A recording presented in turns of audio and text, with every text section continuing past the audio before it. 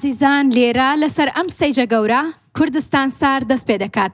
من دەچمە لای لێژنە و سەرۆکی لێژنەتان پێدەناسێنم. ئاوازدانەرێکی گەورەی کووردە، چەندین ساڵە خەریکی کاری هونەریە.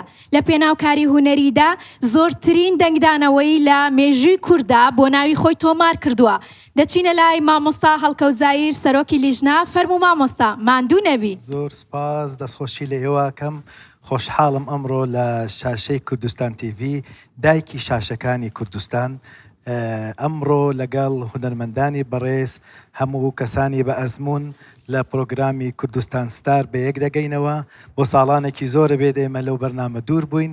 بە خۆشحاڵیەوە و بە پشتیوانی کوردستان تیڤ ئەمڕۆ ئێمە و ئێوە و ئەو گەنجە بەڕێزانە چاوەڕیان دەکەین کە بە تینێکی گەرمەوە بێن، دەنگی خۆیان تاقیکەنەوە و ئێمەش گوێدەگرین و بەبێ جیاوازی ڕای خۆمان دەدەین. زۆر سپاس.